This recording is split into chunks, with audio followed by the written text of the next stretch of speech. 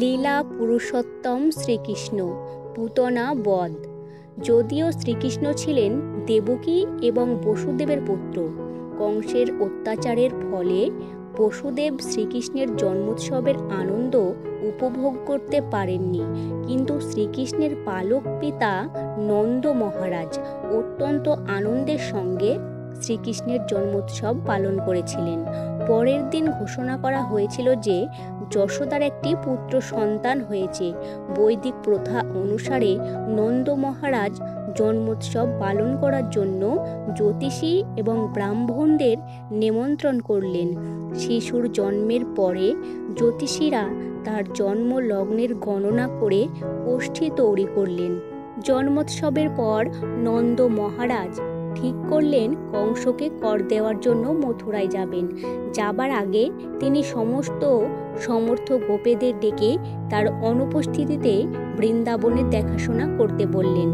নন্দ মহারাজের আগমনের সংবাদ পেয়ে বসুদেব তার বন্ধুকে অভিনন্দন জানাবার জন্য অধীর হয়ে উঠলেন।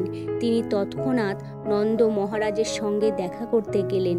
বসুদেব যখন নন্দ মহারাজকে দেখলেন, তখন তার মনে হলো তিনি যেন নবজীবন লাভ করলেন। আনন্দে উৎফুল্ল হয়ে নন্দ মহারাজ তৎক্ষণাৎ দাঁড়িয়ে উঠে বসুদেবকে আলিঙ্গন করলেন। প্রীতি ভরে বসুদেবকে অভ্যর্থনা জানিয়ে তিনি তাকে বসতে দিলেন। সেই সময় বসুদেব তার দুই পুত্রের সংবাদ লাভের আশায় উৎকণ্ঠিত হয়ে উঠলেন। যারা নন্দ মহারাজের অজ্ঞাতসারে তার তত্ত্বাবধানে ছিল, উৎকণ্ঠিত বসুদেব তাদের কথা জিজ্ঞাসা করলেন। কৃষ্ণ এবং বলরাম উভয়েই বসুদেবের সন্তান ছিলেন। বলরামকে রোহিণীর গর্ভে স্থানান্তরিত করা হয়। রোহিণী ছিলেন বসুদেবের পত্নী, কিন্তু রোহিণীকে নন্দ মহারাজের তত্ত্বাবধানে রাখা হয় কংসের অত্যাচারের জন্য। বসুদেব তখন তাকে বললেন, তোমার অনেক বয়স হয়ে গিয়েছিল এবং একটা পুত্র সন্তান লাভ করার জন্য তুমি অত্যন্ত আকুল হয়ে উঠেছিলে, কেননা তোমার কোনো পুত্র ছিল না। এখন ভগবানের কৃপায় তুমি এক অপূর্ব সুন্দর পুত্র লাভ করেছ। আমার মনে হয় যে এই ঘটনাটি তোমার পক্ষে অত্যন্ত মঙ্গলজনক।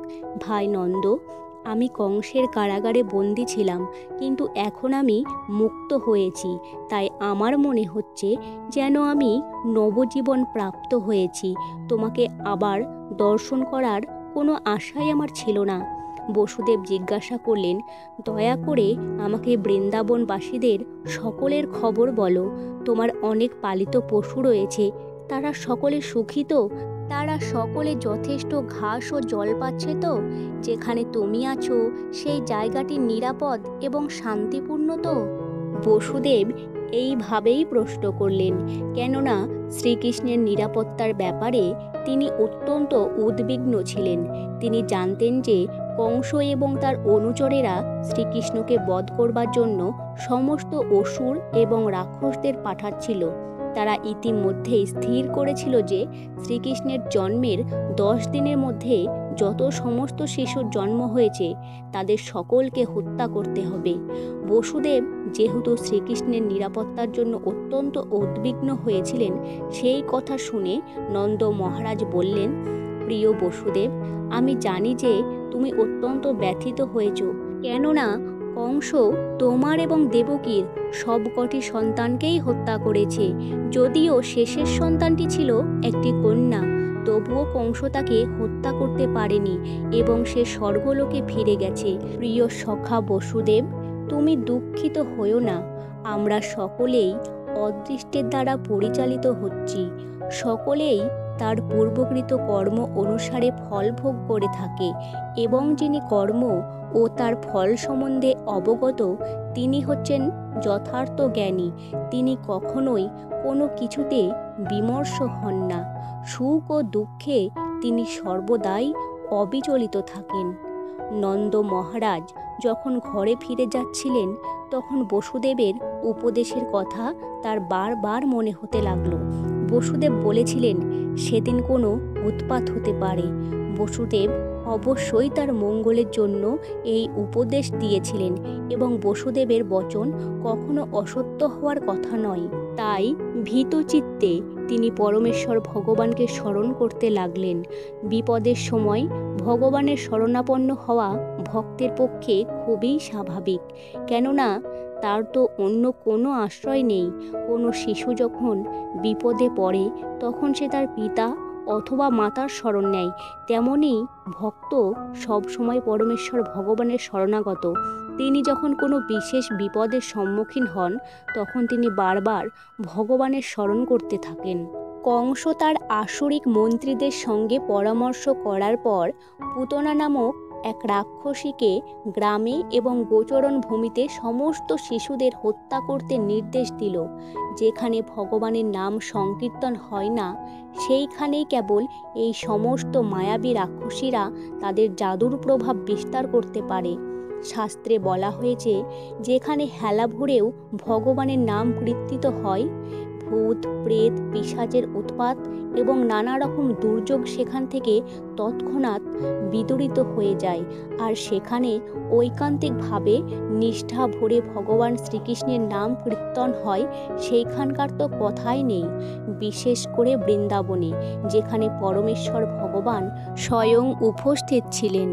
তাই নন্দ মহারাজের এই আশঙ্কা কেবল শ্রীকৃষ্ণের প্রতি তার স্নেহের প্রকাশ।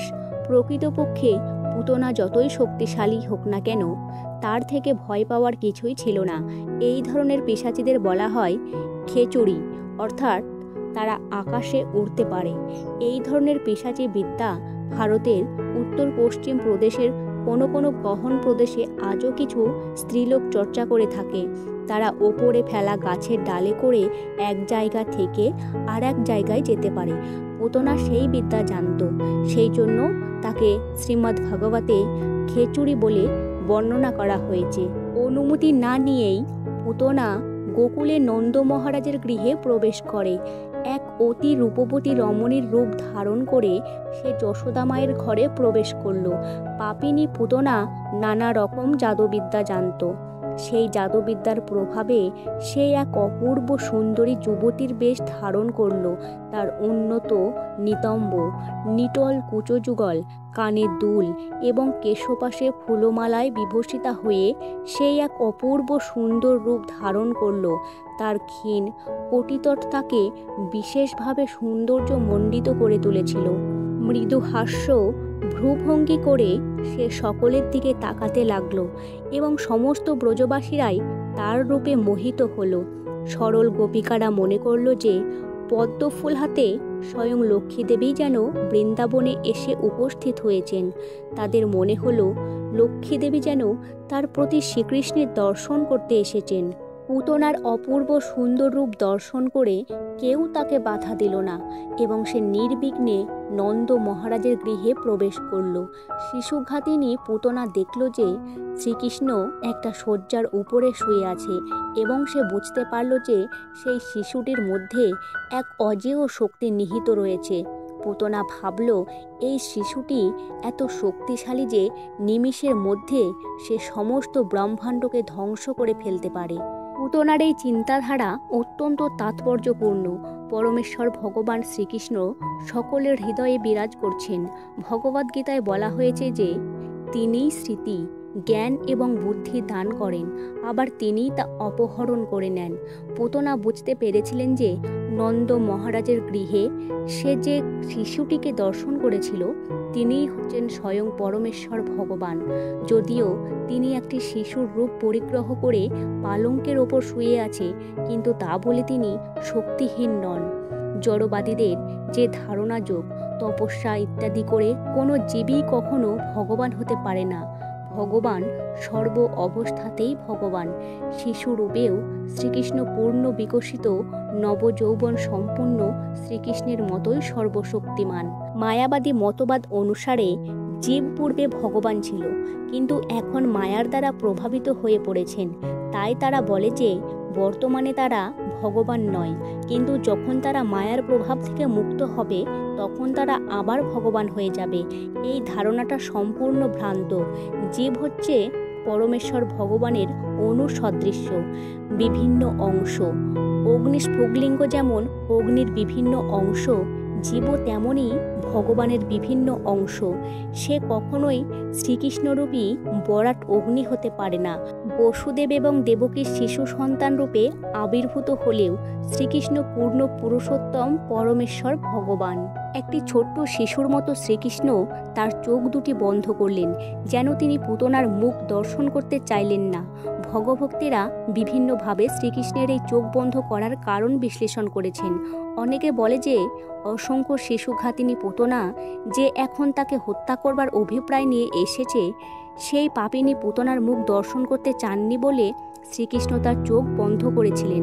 কেউ কেউ আবার বলেন যে তিনি স্বাভাবিকভাবে কিছু একটা করতে যাচ্ছিলেন, তাই তিনি চোখ বন্ধ করেছিলেন যাতে পুতনা ভয় না পায়। অনেকে আবার বলেন যে অসুরদের সংহার করবার জন্য এবং ভক্তদের রক্ষা করবার জন্য শ্রীকৃষ্ণ আবির্ভূত হয়েছিলেন, যে কথা ভগবদ্গীতায় বর্ণিত হয়েছে, পরিত্রাণায় সাধুনাং বিনাশায় চ দুষ্কৃতাম। প্রথম যে অসুরটিকে তিনি সংহার করতে যাচ্ছিলেন সে হচ্ছে একটি স্ত্রীলোক এবং বৈদিক শাস্ত্রের নির্দেশ অনুসারে নিষিদ্ধ হলেও শ্রীকৃষ্ণ পুতনাকে হত্যা করতে বাধ্য হয়েছিলেন, তাই তিনি চোখ বন্ধ না করে পারেননি। আবার কেউ কেউ বলেন যে পুতনাকে শ্রীকৃষ্ণ তার ধাত্রী বলে মনে করেছিলেন, তাই শ্রীকৃষ্ণ তার চোখ বন্ধ করেছিলেন। পুতনা এসেছিল ভগবানকে তার স্তন্য দান করবার জন্য। শ্রীকৃষ্ণ এতই কৃপাময় যে তিনি যদিও জানতেন যে পুতনা তাকে হত্যা করবার অভিপ্রায় নিয়ে এসেছে, কিন্তু তবুও তিনি তাকে তার ধাত্রী বা মাতৃরূপে গ্রহণ করেছিলেন। বৈদিক নির্দেশ অনুসারে মাতা 7 প্রকারের: গর্ভধারিণী মাতা, গুরুপত্নী, রানী, ব্রাহ্মণ পত্নী, গাভী, ধাত্রী এবং ধরিত্রী। পুতনা যেহেতু শ্রীকৃষ্ণকে কোলে নিয়ে তাকে তার বুকের দুধ পান করাবার জন্য স্তন দান করেছিল, তাই শ্রীকৃষ্ণ তাকে মাতৃরূপে গ্রহণ করেছিলেন। এটাও তার চোখ বন্ধ করবার আরেকটা কারণ, কেননা তিনি তার ধাত্রী মাতাকে সংহার করতে যাচ্ছিলেন, কিন্তু তার এই ধাত্রী মাতাকে সংহার তার গর্ভধারিণী মাতা বা লালন পালনকারী মতো যশোদার প্রতি তার ভালোবাসার থেকে ভিন্ন নয়। বৈদিক শাস্ত্র থেকে আমরা জানতে পারি যে শ্রীকৃষ্ণ পুতনাকে মাতৃরূপে গ্রহণ করেছিলেন এবং মা যশোদার মতো বাৎসল্য রসে তার প্রতি অনুরক্ত হওয়ায় সৌভাগ্য দান করেছিলেন। পুতনাকে তিনি জড় জগতের বন্ধন থেকে মুক্তি দান করেছিলেন। শিশু শ্রীকৃষ্ণ যখন জানত না যে সে স্বয়ং মৃত্যুকে তার কোলে তুলে নিচ্ছে, কোনো মানুষ যখন একটা দড়ি মনে করে একটা সাপকে তুলে নেয় তখন তার মৃত্যু অবশ্যম্ভাবী হয়। তেমনি শ্রীকৃষ্ণের কাছে আসার আগে পুতনা অসংখ্য শিশু হত্যা করেছিল, কিন্তু তখন সে তার অবশ্যম্ভাবী মৃত্যুস্বরূপ কালসর্পকে তার কোলে তুলে নিচ্ছিল। পুতনা যখন শিশু শ্রীকৃষ্ণকে তার কোলে তুলে নিচ্ছিল তখন রোহিণী এবং যশোদা উভয়ই সেখানে উপস্থিত ছিলেন, কিন্তু তারা তাকে নিষেধ করেননি, কেননা সে এত সুন্দর সজ্জায় ভূষিতা ছিল। আর তাছাড়া শ্রীকৃষ্ণের প্রতি সে যে বাৎসল্য স্নেহ প্রদর্শন করেছিল তাতে তাদের মনে কোনো সন্দেহ স্থান পায়নি। তারা বুঝতে পারেনি যে সে একটা সুন্দর খাপে ঢাকা তলোয়ার।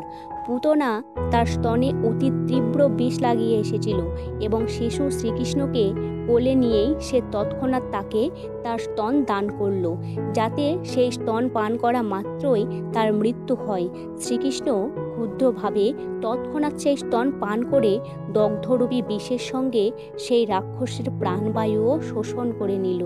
শ্রীকৃষ্ণ এতই কৃপাময় যে সেই রাক্ষসী যেহেতু তার বুকের দুধ দান করবার জন্য তার কাছে এসেছিল, তাই তিনি তার মনোবাঞ্ছা পূর্ণ করেছিলেন এবং তার সেই কার্যকলাপ মাতৃবধ বলে গ্রহণ করেছিলেন।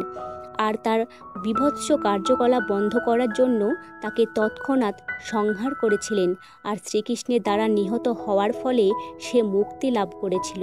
শ্রীকৃষ্ণ যখন তার প্রাণবায়ু শুষে নিল তখন পুতনা হাত পা ছড়িয়ে মাটিতে লুটিয়ে পড়ে আর্তনাদ করতে লাগলো, ছেড়ে দাও, আমাকে ছেড়ে দাও। সে বিকটভাবে আর্তনাদ করতে করতে যখন তার মৃত্যু হলো তখন চারদিকে এক প্রচণ্ড শব্দ হলো।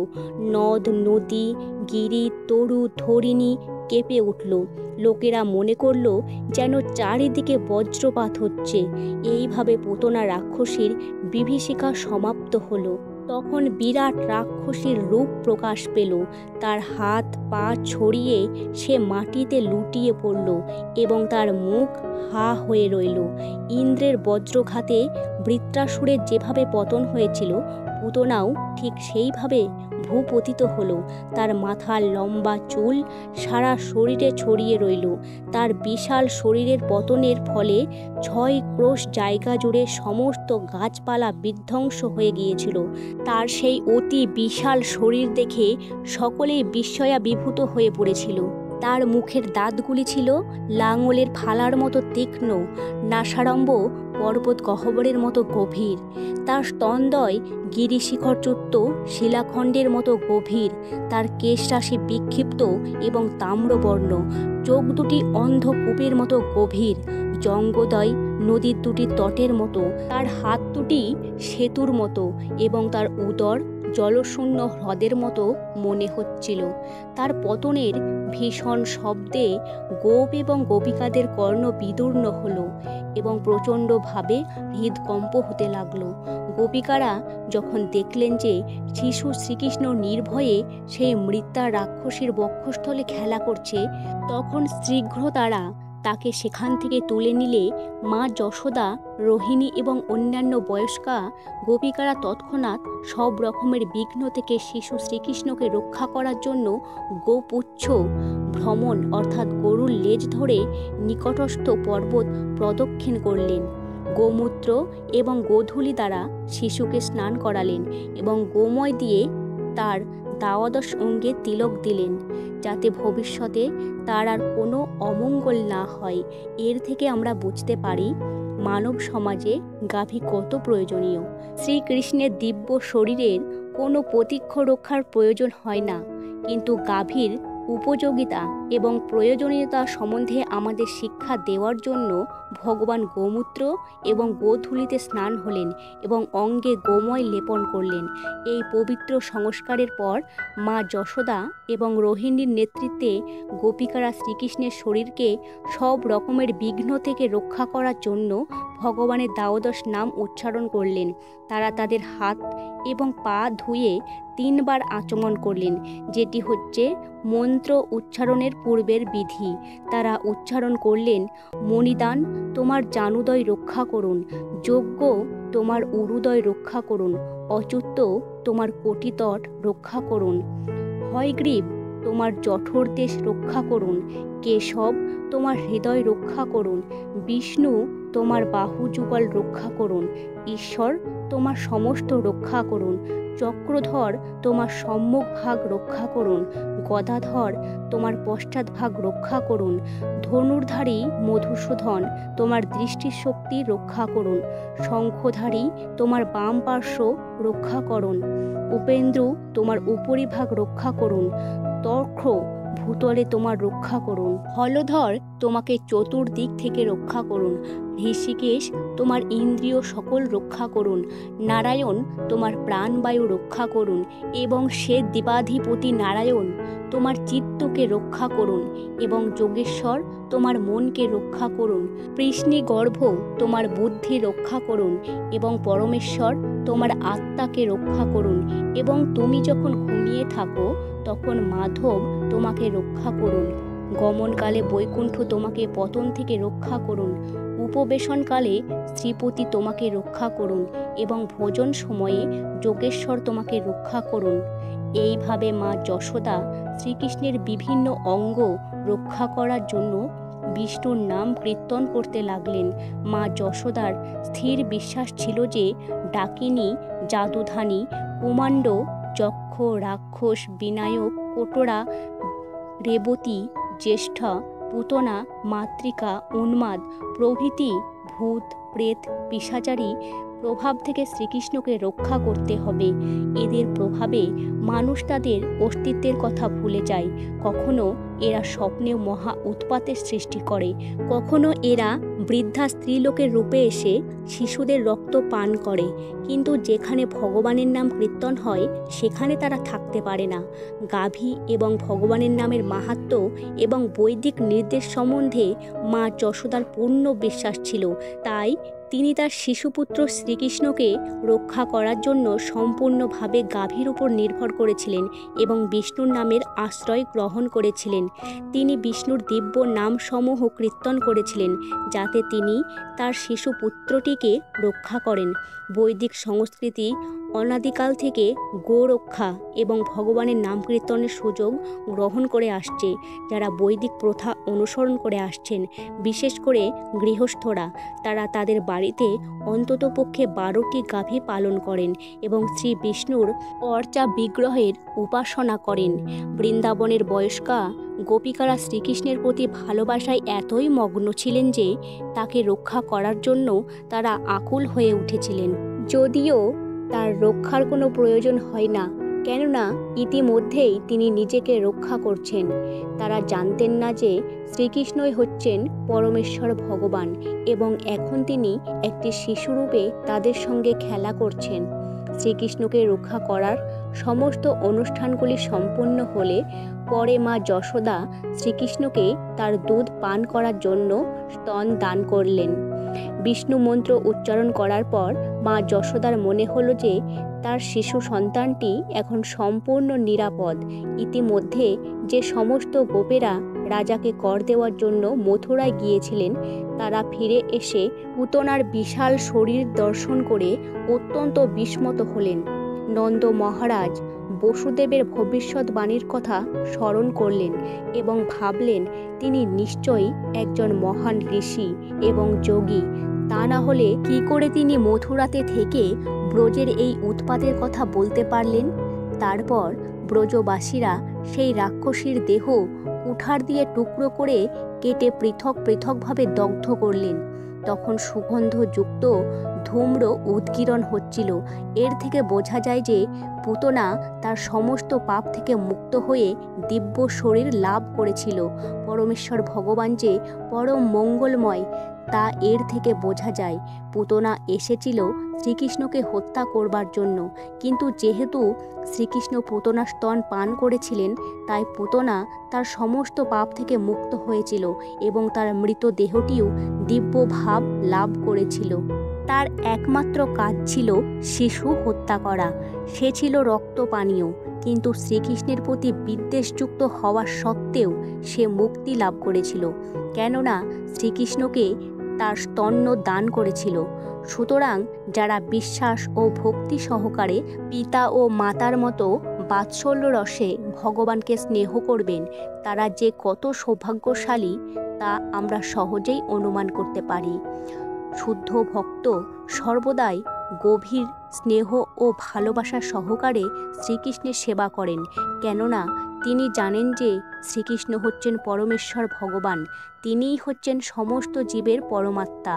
তাই বলা হয় যে কেউ যদি ভগবানের সেবায় অল্প একটু প্রয়াসও করে, তাহলে তার যে লাভ হয় তা কল্পনারও অতীত। সেই সম্বন্ধে ভগবদ্গীতায় বলা হয়েছে, স্বল্পম পশ্য ধর্মস্য ত্রয়তে মহত ভয়ত, অর্থাৎ অল্প একটু ভগবত সেবা আমাদের মহাভয় থেকে রক্ষা করে।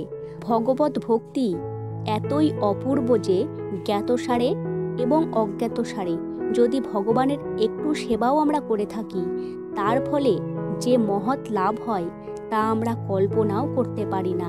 একটা গাছের ফুল নিয়ে যদি আমরা শ্রীকৃষ্ণের পূজায় অর্পণ করি, তাহলে সেই গাছটিরও প্রভূত কল্যাণ সাধিত হয়।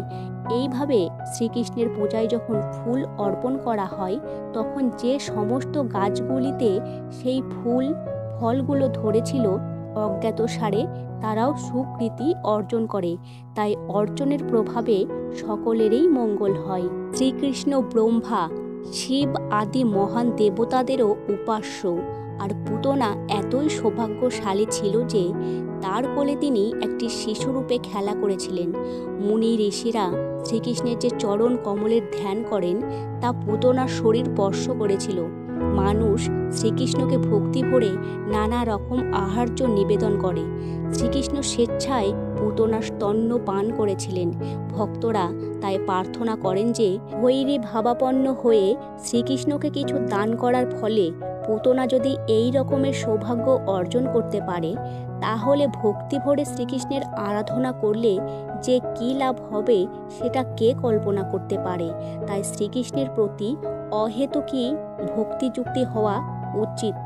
যদিও পুতনা ছিল রাক্ষসী, তবুও সে পরমেশ্বর ভগবানের মাতৃপদ প্রাপ্ত হয়েছিল। এর থেকে বোঝা যায় যে সমস্ত গোপিকারা এবং গাভীরা শ্রীকৃষ্ণকে দগ্ধ দান করেছিলেন, তারা অবশ্যই অপ্রাকৃত জগতে প্রবিষ্ট হয়েছিলেন। মুক্তি থেকে শুরু করে আমাদের ইন্দ্রিয় গ্রাহ যা কিছু শ্রীকৃষ্ণ সে সমস্ত যে কাউকে দান করতে পারেন। তাই শ্রীকৃষ্ণ যখন পুতনার স্তন্য পান করলেন, তখন পুতনার মুক্তি সম্বন্ধে কোনো সন্দেহই থাকতে পারে না। তাই শ্রীকৃষ্ণের প্রতি অত্যন্ত অনুরক্ত গোপিকারা যে মুক্তি লাভ করেছিলেন সেই সম্বন্ধে সন্দেহ কি? যে সমস্ত গোপিকা এবং গাভীর প্রতি ও স্নেহ সহকারে শ্রীকৃষ্ণের সেবা করেছিলেন, তারা সকলেই জড়জগতের ক্লেশদায়ক অবস্থা থেকে মুক্ত হয়েছিলেন। পুতনার চিতার আগুনের ধোঁয়ার সুগন্ধ আঘ্রাণ করে ব্রজবাসীরা বিস্ময়িত হয়ে একে অপরকে জিজ্ঞাসা করতে লাগলেন, এই সৌরভ কোথা থেকে আসছে? অবশেষে তারা বুঝতে পারলেন যে এই সুবাস পুতনার দগ্ধ শরীর থেকে আসছে। তারা সকলে শ্রীকৃষ্ণকে প্রাণের থেকেও অধিক ভালোবাসতেন। তাই পুতনা বধের পর তারা শ্রীকৃষ্ণকে অশেষ আশীর্বাদ করলেন। পুতনাকে জ্বালাবার পর নন্দ মহারাজ ঘরে ফিরে এলেন এবং শিশু শ্রীকৃষ্ণকে তার কোলে বসিয়ে পুনঃ পুনঃ তার মস্তক অঘ্রাণ করতে লাগলেন। এইভাবে তিনি শ্রীকৃষ্ণের সুরক্ষা সম্বন্ধে আশ্বস্ত হলেন। শ্রীল সুখদেব গোস্বামী শ্রীকৃষ্ণের দ্বারা পুতনাবধ সংবাদ শ্রবণকারী সমস্ত শ্রোতাদের আশীর্বাদ প্রদান করলেন। এই সমস্ত শ্রোতারা অবশ্যই গোবিন্দের শ্রীচরণাবিন্দে অহেতুকী এবং অপ্রতিহতা ভক্তি লাভ করবেন।